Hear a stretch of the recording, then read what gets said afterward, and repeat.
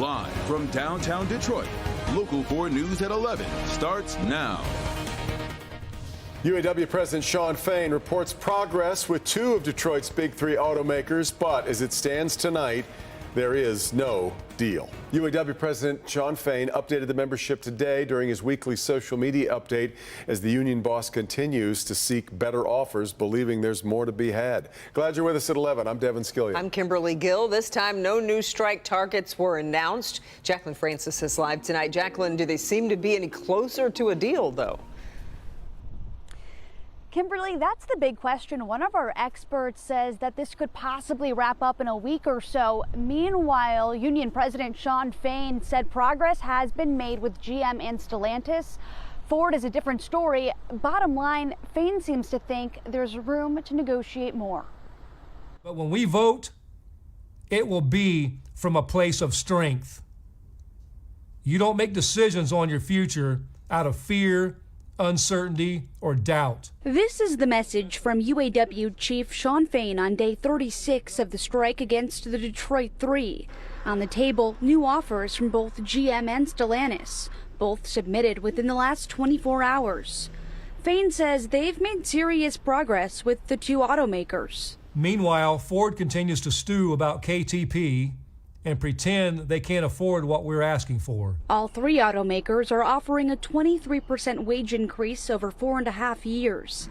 The companies say these are record contracts and they are eager to come to a deal that works for them and their employees. I also find it a pathetic irony that every time they make an offer, it's the best they can do.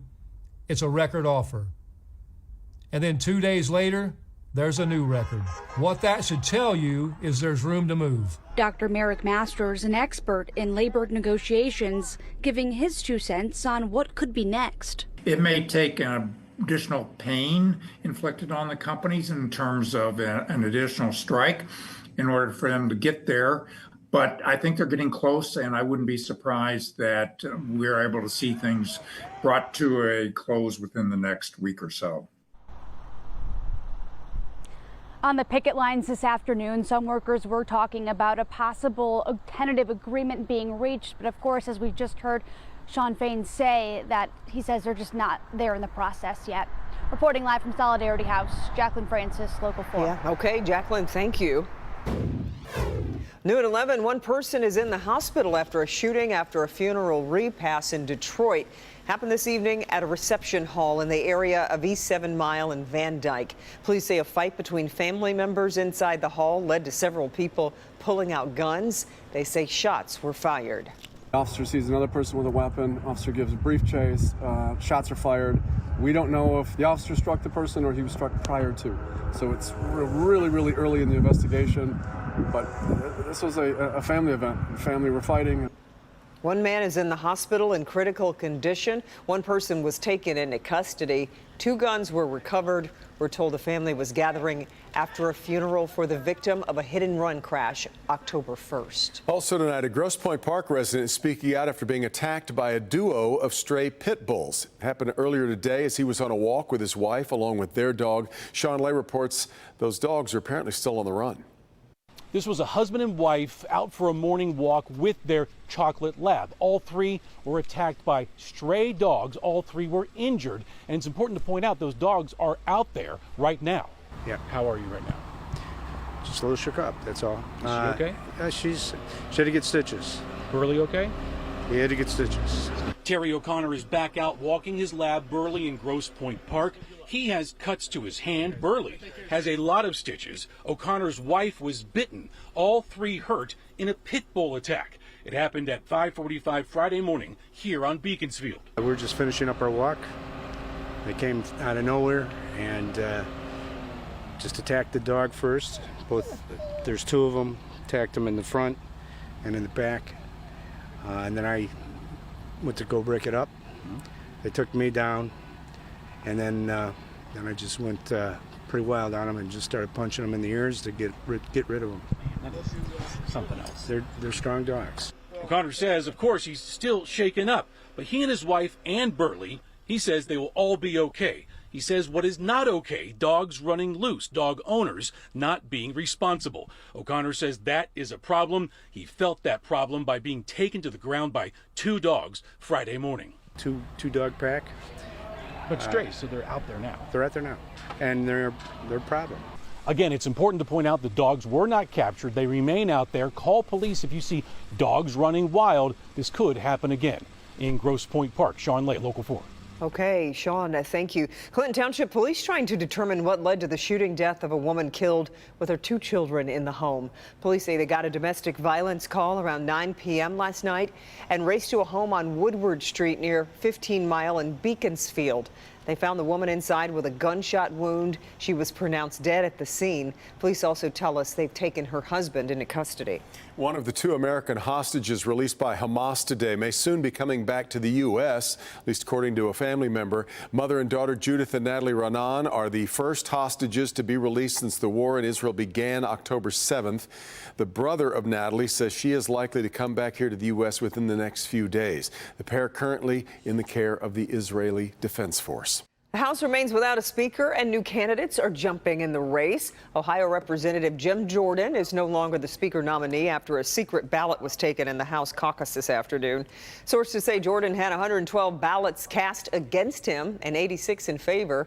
With Jordan failing to secure the position, several potential candidates have emerged, including Representatives Kevin Hern, Mike Johnson, Jody Arrington, and Byron Donalds. All right, here we are, the countdown to kickoff. We're less than 24 hours away from another chapter in the Michigan State rivalry. The Wolverines and Spartans will go head-to-head right here on Local 4. Bernie's here to help get us geared up for the big game. Comes in with Michigan maybe looking like arguably the best team in the country. Possibly. Right? Michigan State, not so much over the past couple of weeks. Yeah, they've struggled mightily. Well, tomorrow in East Lansing, it doesn't have the level of excitement of years past, but once they kick it off, who knows? Michigan against Michigan State. Wolverines favored by 24.5. Both sides, though, they better bring their A game to this annual get-together. We're going to leave it all out there. You know what I'm saying? With blood, sweat, tears. You know, we're going to leave it all out there in East Lansing Saturday. And I'm really excited. You know, we're going to keep Paul. Some people downplay it, but if you go back however many years, you know, Michigan and Michigan State, both sides always come with their best because, you know, you get bragging rights over the state for a year, and you never want to lose this game. All right, we'll see you tomorrow, 7:30 kickoff here on Local 4. By the way, there was some news made today on the sign-stealing scandal that Michigan now faces. We'll tell you all about that coming up in sports. Story got a little stranger today. Yes. Sorry, Bernie. By the way, Local 4 is your home tomorrow night for the big game. Our coverage will begin with Jamie and Hobie for our pregame show. Live reports from Spartan Stadium. It gets underway at 6:30 on Local 4 Plus. And then join us back on the broadcast side on Local 4 NBC Sports Big Ten Countdown at 7. The big game comes your way at 7:30. And then, of course, we would advise you to stick around after the game. A full recap coming up on Local 4 News at 11. Okay, let's get you caught up on your weekend forecast. We would wish we could see a little sunshine. It would be nice. It's been tough to find last couple of days here, Ron. Yeah. It has been certainly tough to find. I mean, look at it right now. Of course, it's nighttime, but we still have that cloud cover that is thick over us tonight. The temperatures across the area ranging from the mid-50s to the upper 40s. We're at 53 in Detroit, 48 in Howell and Pontiac, 51 in Monroe, and not only do we have the cloud cover, but we do have some drizzle out there. The drizzle, too small to be picked up by radar, but the showers that are picking up right now are over southwestern Ontario. You can see it right there across the area. So we have the cloud cover, we have the drizzle. Tomorrow we will have some showers in the morning. Temperatures getting up to 55 degrees. Similar weather in East Lansing. Sunday, 52 degrees, but we could wake up to some frost. We're going to talk about just how low some of those temperatures can go. So the rain showers, the big story, the chance of frost, and then there's a warm up after all of that. We just have to go on the roller coaster ride. We're going to get into detail in just a few minutes. All right, Ron, still to come, another change on the... Have you started calling it X yet? No, I'm still stuck on Twitter, formerly known as Twitter. Yeah. Also tonight, travel trouble for Spirit Airlines. Find out why the airline is canceling dozens of flights this weekend. Also, it's become a pain for residents anytime there's a big event at Comerica or Little Caesars Arena. What the city of Detroit plans to do about the parking problems in Brush Park just ahead.